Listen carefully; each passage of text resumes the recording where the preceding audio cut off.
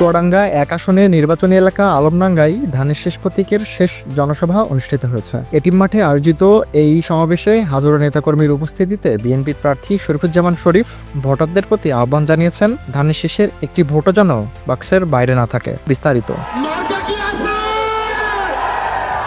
ভোটের দিন এগিয়ে আসছে, বাড়ছে নির্বাচনের উত্তাপ। দুপুর গড়াতেই আলমডাঙ্গা শহরের এটিম মাঠে নামে নেতাকর্মীদের ঢল। 15 ইউনিয়ন থেকে মিছিল নিয়ে আসেন বিএনপি ও অঙ্গ সংগঠনের নেতাকর্মীরা। সমাবেশ স্থল পরিণত হয় যেন জনসমুদ্রে।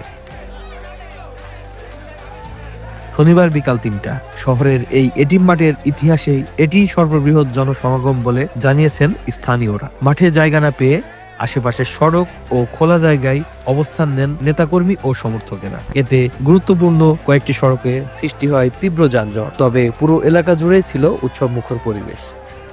সমাবেশের বক্তব্যের শুরুতে প্রয়াত নেতাকর্মীদের গভীর শ্রদ্ধার সঙ্গে স্মরণ করেন শরীফুজ্জামান শরীফ। তিনি বলেন, দীর্ঘ 17 বছর ধরে এই নির্বাচনের জন্য আন্দোলন করেছে বিএনপি। এখন সময় এসেছে ঐক্যবদ্ধভাবে শেষ লড়াই নামা। আমাদের 90% মানুষ চিকিৎসার জন্য কুষ্টিয়া এবং রাজশাহীতে যাওয়া লাগে।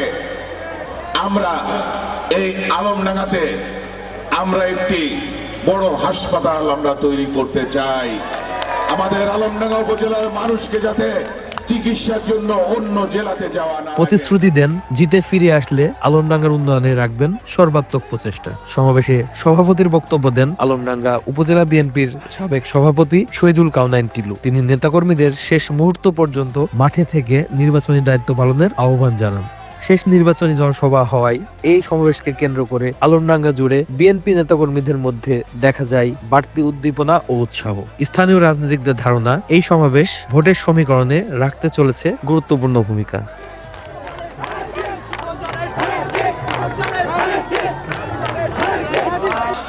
আপনারা যে কষ্ট করছেন, ইনশাল্লাহ আমি কথা দিচ্ছি, যদি ধানের শীষে ভোট দিয়ে আমার ছোট ভাই শরীফুজ্জামানকে এমপি বানান আর জনাব তারেক রহমান যদি এদেশের প্রধানমন্ত্রী হন, আমি কথা দিচ্ছি এই চুয়াডাঙ্গা আলমডাঙ্গাবাসীর ভাগ্য উন্নয়নে জনাব তারেক রহমান সুদৃষ্টি দেবেন।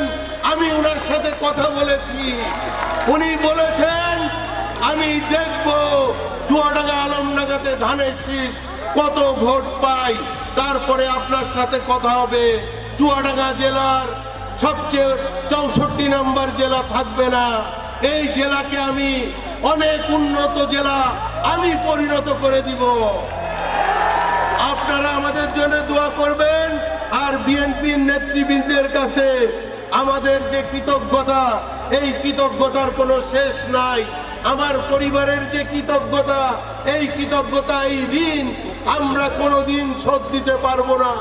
আপনারা আর 4-5টা দিন কষ্ট করেন, আমি কথা দিচ্ছি আমরা বারবার আপনাদের মাঝে ফিরে আসব, আপনাদের কথা শুনবো, আমার ছোট ভাইকে নিয়ে এই চুয়াডাঙ্গা আলমডাঙ্গার উন্নয়ন করব। সবাই ভালো থাকবেন, সুস্থ থাকবেন। ডেস্ক রিপোর্ট, চ্যানেল ডিও নিউজ।